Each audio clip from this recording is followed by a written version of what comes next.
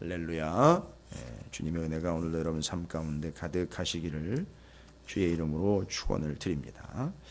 자, 계속해서 145편과 내용상은 그 사용된 단어라든지 개념상 뭐 읽어보시면 아시겠지만 145편은 21절로 146편보다 한 배 정도 되는 그런 분량의 시편이지만 이미 우리가 145편에 하나님의 업적, 하나님의 나라, 하나님의 통치에 대해서 이미 얘기를 했습니다. 그러니까 우리는 이 업적, 나라, 통치 이러면 오늘날 정치 상황 이런 것만 자꾸 먼저 떠올리는데 이 시를 기록한 다윗과 146편에는 다윗이 기록했다라는 설명은 붙어 있지 않으나 내용상 보면 그 맥을 타고 가고 있어요.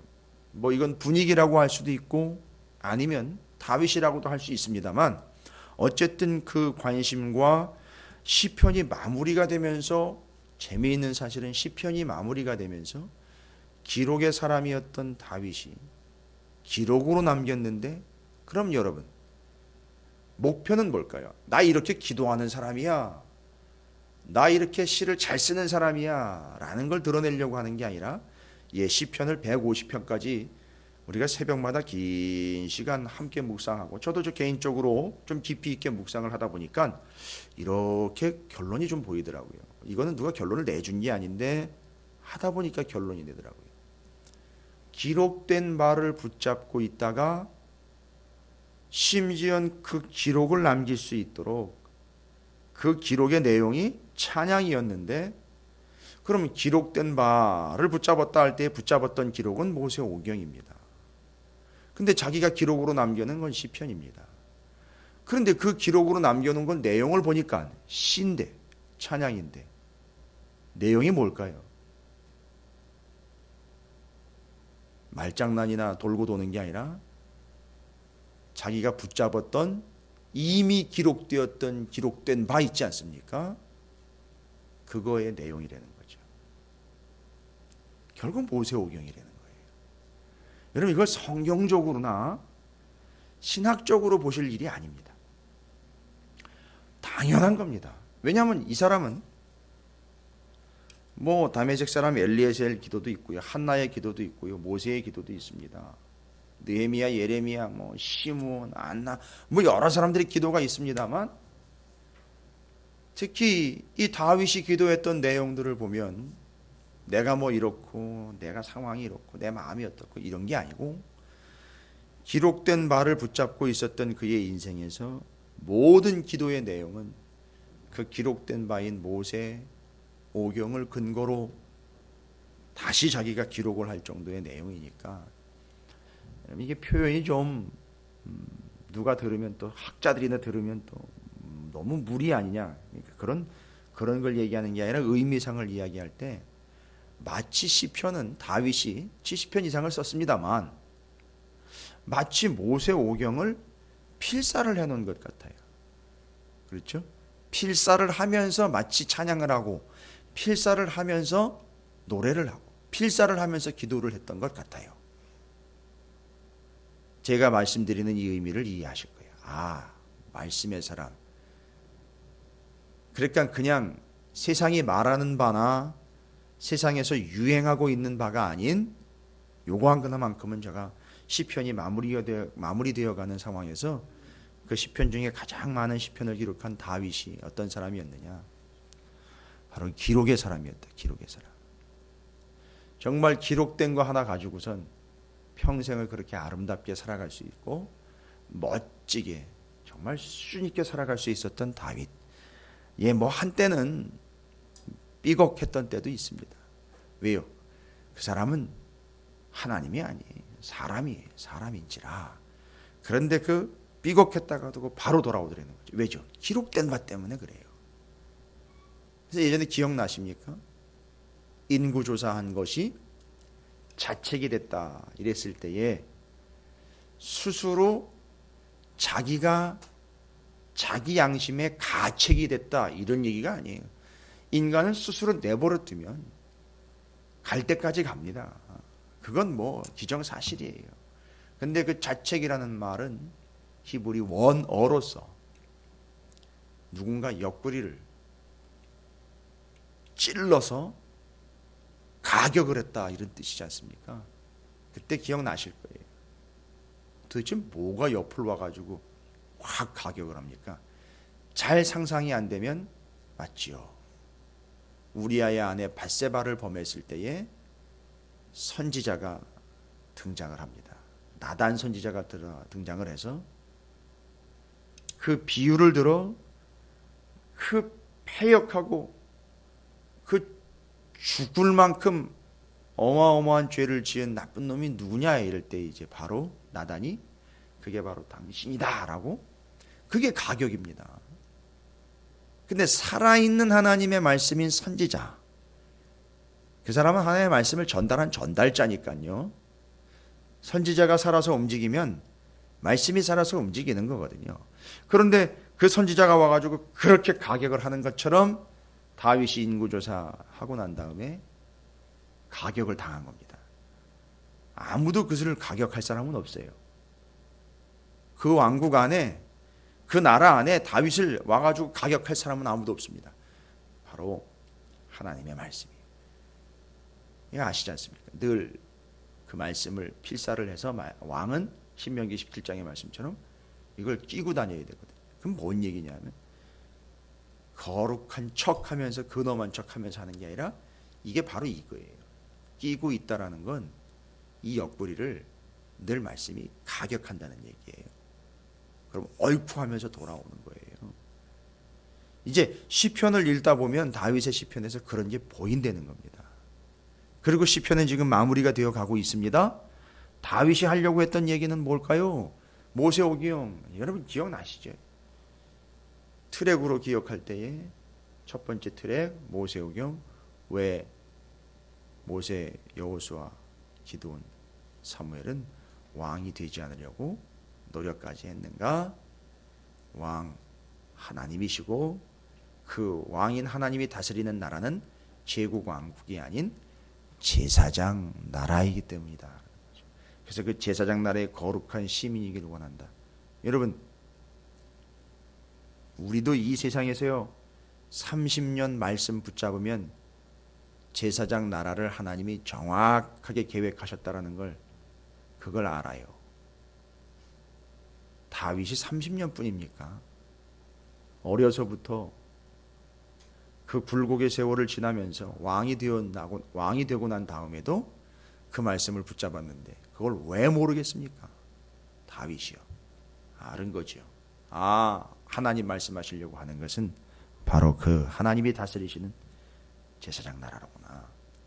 그래서 나라, 업적, 통치라는 얘기가 자꾸 나오는 거예요. 내가 이렇게 했다가 아니라 하나님의 의도가 그렇다라는 걸 명확하게 펼쳐내는 거예요. 그럼 오늘 145편과 연결되면서 이어지는 듯한 그런 내용입니다. 바로 하나님의 통치에 대한 이야기, 하나님께서 말씀하시는 바, 하나님께서 계획하셨던 바 이어집니다. 오늘 146편 10절에 그렇게 마무리를 합니다. 하나님은 대대로 통치하시리로다. 또 똑같은 단어가 나오고 있어요. 이 통치라는 말은 145편의 13절에 주의 나라는 영원한 나라이니 주의 통치는 대대에 이르리다. 통치요. 그러니까 지금 이 시편은요, 여러분 이건 끼워 맞추는 게 아니에요. 시편이 몇 권으로 구성되어 있는지 얼핏 제가 설명을 드린 기억이 있는데 5권으로 기록이 되어 있습니다. 편집이요. 그렇게 구분을 좀 이렇게 해놨죠. 물론 150편의 긴 시편이지만 그걸 5권으로 만들어놨어요. 이유는요, 모세오경 때문이죠. 그러니까 지금 이 시편은 그냥 자기가 생각나는 대로 떠오르는 대로 그냥 적어놓은 게 아니에요. 그 모세오경이 바탕이 된 거고, 그 모세오경이 이렇게 현실화가 된 겁니다. 그러니까 쉽게 얘기하면 말씀이 삶으로 자리를 잡고 있는 겁니다. 이게 기록의 사람 다윗이 시편을 통해서 오늘날 우리에게 얘기하는 바입니다. 역시나 146편의 하나님의 통치에 대한 이야기입니다. 그리고 그 하나님을 찬양을 합니다. 그러니까 찬양의 내용은 또 자기가 하고 싶은 대로가 아니라 그 하나님이 기록해 주신 말씀 그 내용이 하나님을 찬양하는 내용이 되는 겁니다. 그러니까요, 기도, 찬양, 영광을 돌리는데 여러분 오해 없이 들으세요. 이런 맥락을 알면 성경을 모르면 기도도 못하게 돼 있어요. 성경을 모르면 기도의 내용은 다 일색이에요. 다 내 기도 나오는 거죠. 내가 어떻고 내가 지금 상황이 어떻고. 근데 이게 내가지만 결국은 나중에 어떻게 나만 이렇게 돼버리는 거죠. 기도의 내용이. 다윗은 그렇게 기도하지는 않았습니다. 아니 그렇게 기도가 되지를 않아요. 성경을 기록된 말을 붙잡으면 그렇게 기도가 되질 않습니다. 하나님이 어떤 하나님인지가 정확하기 때문에 그 언약의 말씀을 근거로 하나님 앞에 기도가 올려지게 돼 있다는 거죠. 참 놀랍습니다. 그래서 오늘 146편도 하나님이 왕이신 것을 드러냅니다. 이 나라는 곧 제사장 나라고, 이 나라는 하나님의 백성이고, 이 나라는 하나님이 다스리심이에요. 이 나라는 하나님의 통치가 있고, 이 나라 안에는 다 사람의 업적이 아닌 하나님의 업적입니다. 그리고 하나님의 나라의 위엄과 영광이 가득합니다. 알고 봤더니요, 출애굽기에 하나님이 이스라엘을 애굽에서 끄집어낼 때, 자 뭐라고 얘기를 하셨느냐 하면, 뭐 10가지 재앙의 상황에서 나온 말씀이기도 하지만 출애굽기 8장 23절에 내가 내 백성과, 바로한테 한 얘기예요. 내가 내 백성과 네 백성, 내가 내 백성과 네 백성 사이를 구별하리니 내일 이 표징이 있으리라 하셨다라 하시고, 야 이겁니다. 여러분 뭡니까? 하나님이 직접 그 나라의 백성을 어떻게 하셨다 그랬죠? 구별하셨다 그랬어요. 우리는 자꾸 오해하거나 잘못 착각을 하게 되면 내가 알아서 구별되어 하나님에게 하나님 편이 되어 드리는 것처럼 언젠가는 우리가 우리의 업적을 또 이야기하겠지만, 하나님이 뭐라고 얘기하셨느냐면 하나님이 직접 내 백성하고 내 백성 아닌 네 백성을 하나님이 구별하셨다 그랬어요. 하나님이. 그러니까 지금 하나님의 통치는 뭘 얘기하는 거냐면, 하나님의 통치, 하나님의 다스림은 이겁니다. 하나님이 하나님의 백성과 아닌 자들을 구별하시는 과정이라는 거예요. 그래서 통치는요, 하나님이 우격다짐으로 다스리심이 아니라 하나님의 통치는 우리에게 어떻게 다가온다? 구별이라는 단어로 다가오는 거예요. 그럼 생각을 해보십시오. 구별된 삶을 살고 있다는 것은 하나님의 뭐를 받고 있다? 통치를 받고 있다. 여러분 어마무시한 겁니다. 대한민국에 여러 나라의 대사관이 있지만 대한민국에 있는데 그 대사관 자리는요, 본국의 통치를 받아요. 이해가 되십니까? 대사관은 우리나라에 있어요. 그 심지어 집도, 그 대사관 건물도, 땅도 우리나라가 제공한 거예요. 근데 그 대사관은 누구의 통치를 받느냐 하면 본국의 통치를 받아요. 여러분 바로 이겁니다. 하나님의 백성은 하나님의 통치를 받습니다. 그런데 그 땅에 살고 있지만 그 땅이 아닌 본국으로 구별이 돼요. 이게 쉽게 이해가 되죠. 아, 이겁니다. 하나님은 하나님의 백성들을 통치하심으로 구별하십니다. 그렇죠. 그러면 우리가 하나님이 이래라 저래라 하시는 말씀들에 좀 토를 달지 않았으면 좋겠어요. 그건 하나님이 뭐 하시는 거라고요? 우리를 귀찮게 하는 게 아니라 우리를 구별하셔서 통치하셔서 그 나라 백성이라는 걸 늘 확인해 주시는 겁니다. 그럼 오늘 본문은 뭘 얘기하려고 하는 거냐면 딱 간단히 나옵니다. 하나님이 구별하십니다. 구별하시는데 어떻게 구별하시느냐? 구별한다라는 건요, 하나님이 구별을 해서 내 백성으로 만드시는 거지 않습니까? 오늘 본문은 하나님이 하나님의 백성들을 어떻게 구별하시느냐, 이걸 얘기하는 겁니다. 제가 좀 전에 통치 얘기도 드렸습니다만 그게 나와요. 그래서 그게 10절에 통치라는 겁니다. 아, 하나님은 통치를 통해서 하나님의 백성들을 구별하십니다. 요건 이제 맨 뒤에 말씀드릴 내용인데, 맞습니다. 하나님은 하나님의 백성들을 통치하셔서 억누르고 귀찮게 하시는 게 아니라 구별하시는 겁니다. 이해하시기 바랍니다. 여러분이 막 양심에 찔리시는 것들이 있죠. 하나님이, 야, 이건 하나님이 말씀하시는 것 같아.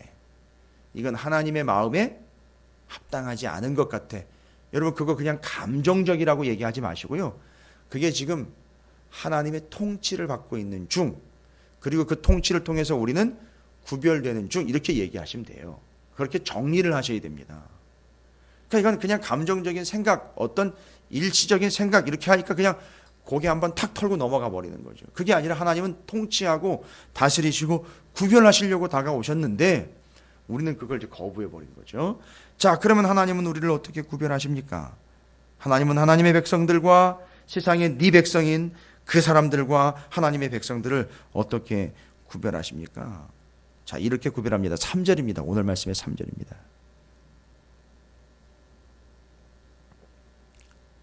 귀인들을 의지하지 말며 도울 힘이 없는 인생도 의지하지 말지니. 그럼 뭐 어떻게 하는 겁니까? 하나님은 하나님을 의지하도록 해서 구별하십니다. 아, 이해가 되십니까? 그러니까 하나님은 어떤 식으로 야, 나가 여기 있어. 나 여기 있으니까 나를 의지해. 이러는 게 아니라 결론적으로는 그렇게 되겠지만 생각해 보십시오. 인생들에게 하나님을, 야, 나 여기 있으니까 나를 의지해 라고 아무리 얘기해봐야 안 들어요. 그러니까 하나님은 어떻게 일을 진행하시느냐 하면 하나님을 의지할 수밖에 없는 상황을 만드세요. 이해하시기 바랍니다.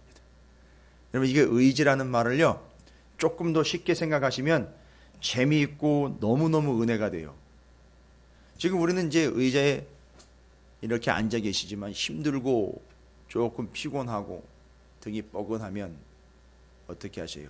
꼿꼿이 허리를 세우고 앉아 계시다가 하다못해 의자의 등받이도요, 이렇게 뒤로 슬쩍 밀으면서 기대게 되죠. 그렇죠? 그게 의지예요. 모양으로 보면 쭉 서 있다가, 이게 뭐 연인들 사이에 그런 관계만 얘기하는 게 아니라 이게 참 힘들고 어렵고 아플 때 어떻게 하죠? 옆에 있는 의지처가 되는, 의지할 존재가 되는 사람에게 기울입니다. 바로 이거예요. 하나님을 의지한다라는 것은 하나님에게 기울어지는 거예요. 그러니까 하나님은 어떤 식으로 하시느냐 하면 이렇게 하세요. 슬쩍 밉니다. 그 힘을 견딜 수가 없어서 밀려서 누구한테 기대고 누구한테 쓰러지게 하느냐 하면 하나님에게 기대고 하나님에게 쓰러지게 하신다. 이걸 이해하시기 바랍니다. 야, 네가 알아서 의지해가 아니라 하나님은 의지할 수밖에 없는 상황을 만들어서 하나님께로 기울어지게 하십니다. 여러분, 뭔가 기대서 서 보신 적이 있죠? 그거예요. 그렇게 하나님을 기대서 서라고 의지할 수밖에 없는 상황들을 만들어요. 다윗의 예를 들면 어떻죠? 동굴, 광야, 날라오는 창, 이런 것들로부터 다, 골리앗 앞에서도 다 누구를 의지하게, 하나님을 의지하게, 하나님 쪽으로 쓱 쓰러지게. 그거예요. 그게 바로 하나님의 백성들을 하나님이 구별하는 방식입니다.